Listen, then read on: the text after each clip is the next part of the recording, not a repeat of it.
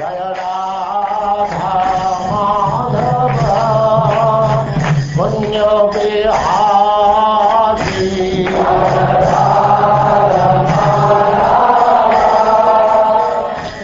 now chapter 3, Hiranyakashipu's plan to become immortal.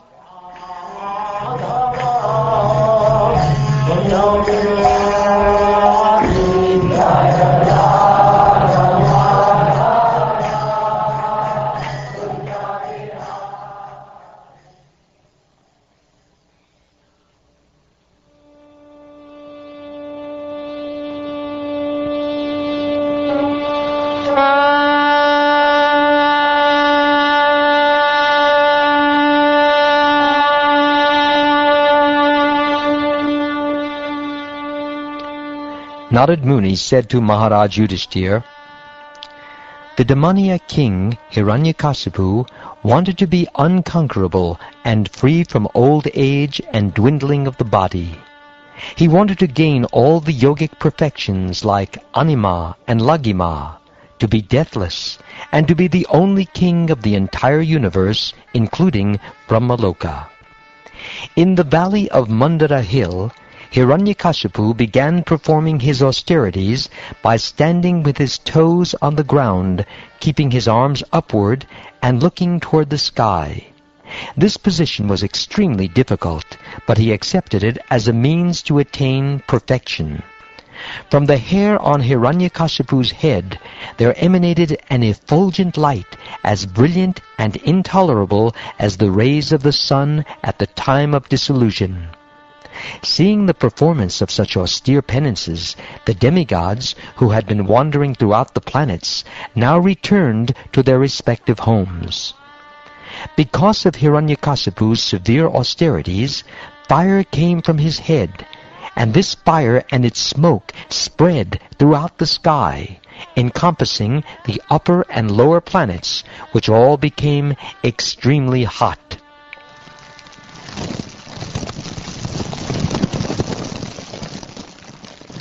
Because of the power of his severe austerities, all the rivers and oceans were agitated.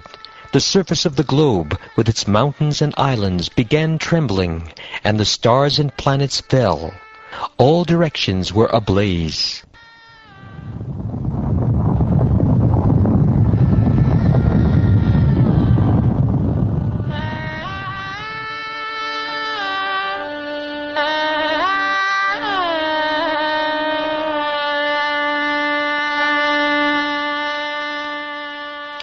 Scorched and extremely disturbed because of Hiranyakashipu's severe penances, all the demigods left the planets where they reside and went to the planet of Lord Brahma, where they informed the Creator as follows.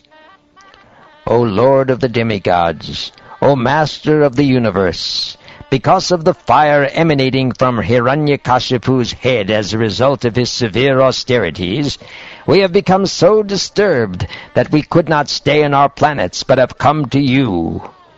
O great person, chief of the universe, if you think it proper, kindly stop these disturbances meant to destroy everything before all your obedient subjects are annihilated. Hiranyakashipu has undertaken a most severe type of austerity. Although his plan is not unknown to you, kindly listen as we submit his intentions.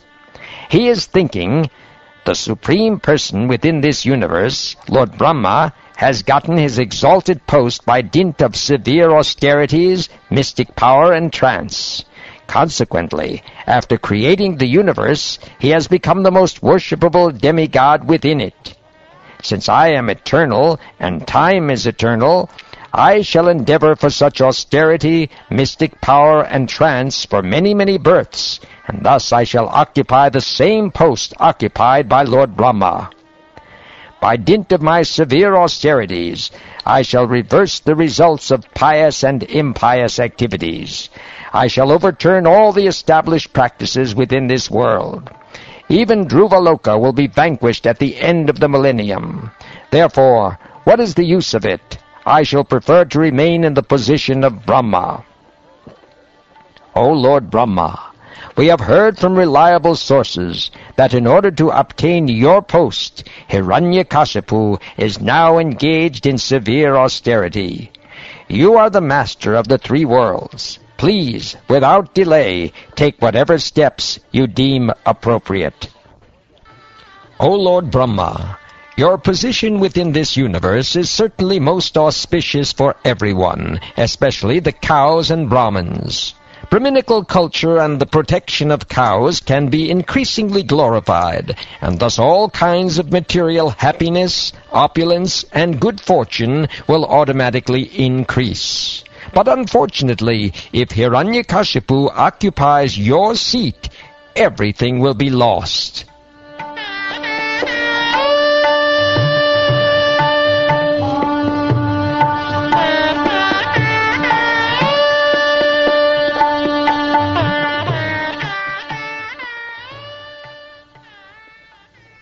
O king, being thus informed by the demigods, the most powerful Lord Brahma, accompanied by Bhrigu, Daksha, and other great sages, immediately started for the place where Hiranyakashipu was performing his penances and austerities.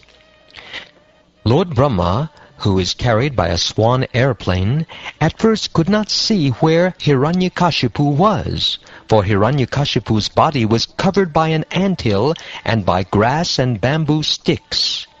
Because Hiranyakashipu had been there for a long time, the ants had devoured his skin, fat, flesh, and blood.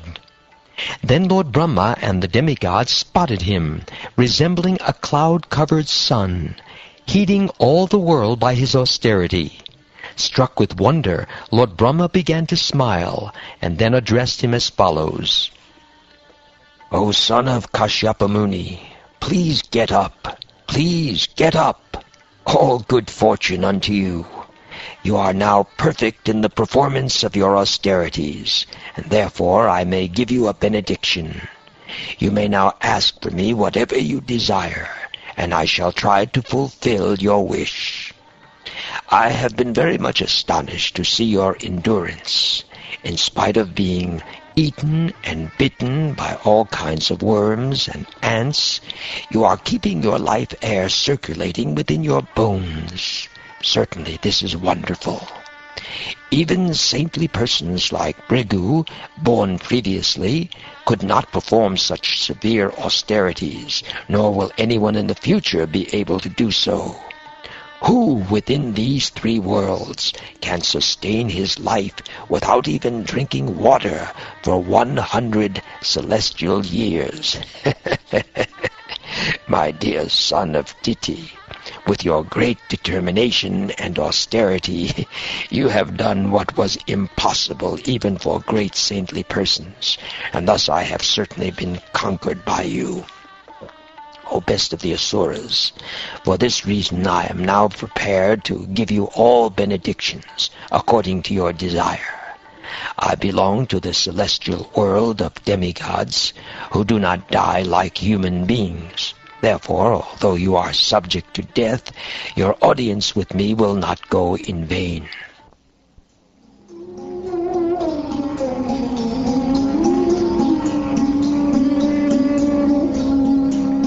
After speaking these words to Hiranyakashipu, Lord Brahma, the original being of this universe, who is extremely powerful, sprinkled transcendental, infallible, spiritual water from his kamandalu upon Hiranyakashipu's body, which had been eaten away by ants and moths.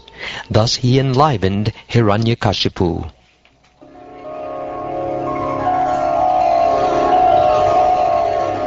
As soon as he was sprinkled with the water from Lord Brahma's water pot, Hiranyakashipu arose, endowed with a full body with limbs so strong that they could bear the striking of a thunderbolt.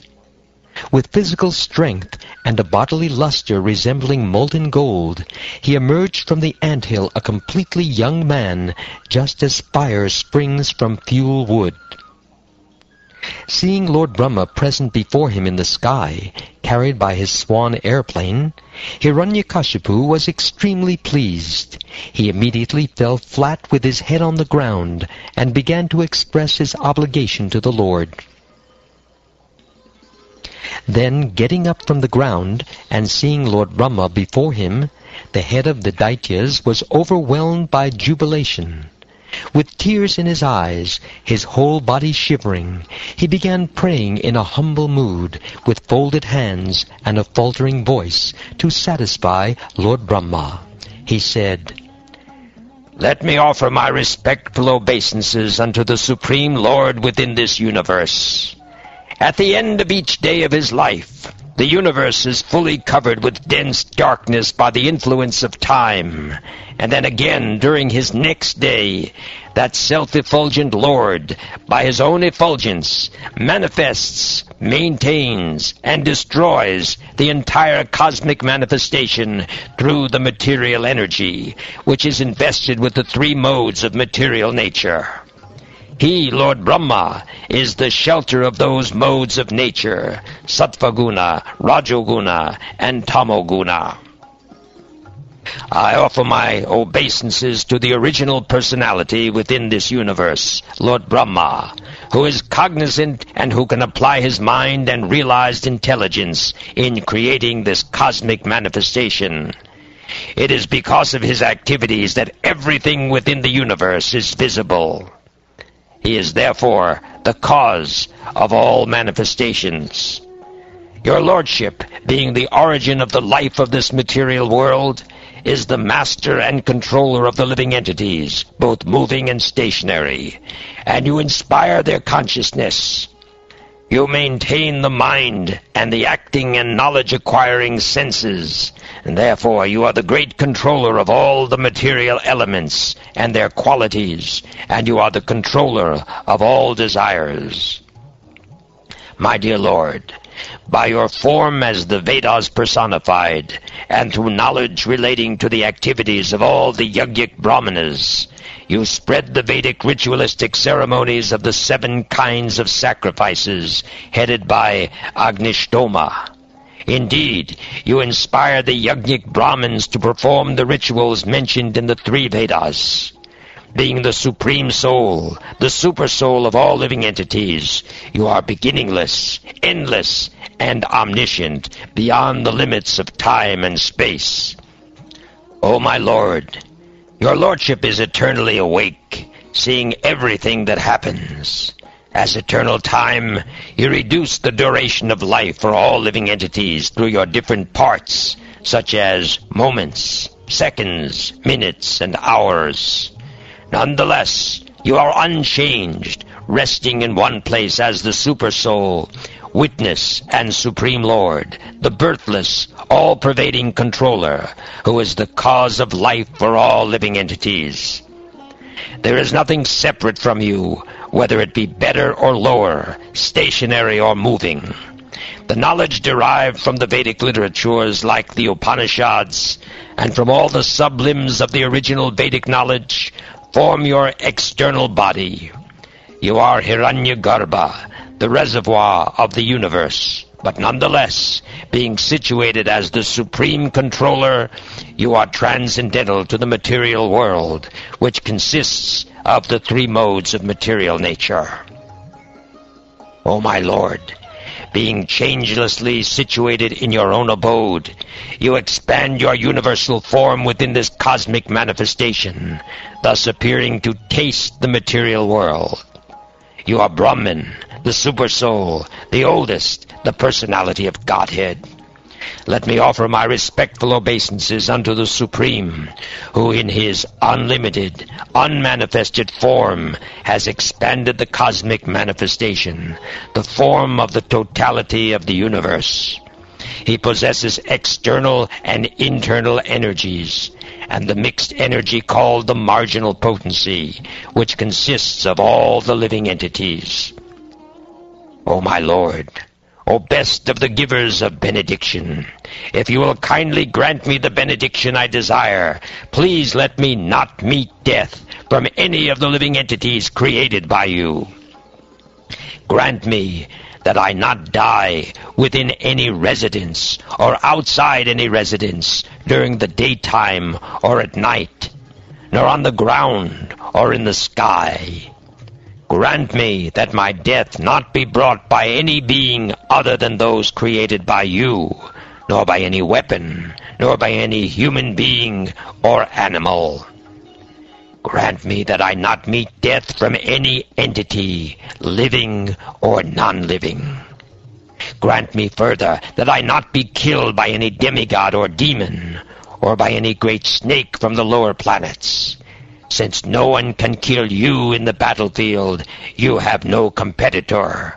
Therefore, grant me the benediction that I, too, may have no rival.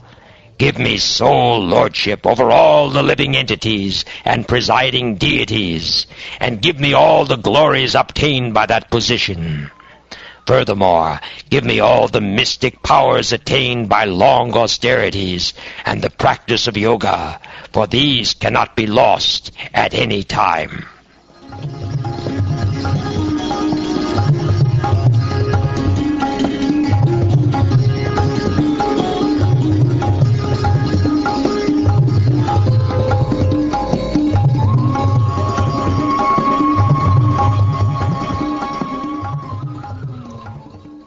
Thus ends the third chapter of the seventh canto of the Srimad Bhagavatam, entitled Hiranyakashipu's Plan to Become Immortal.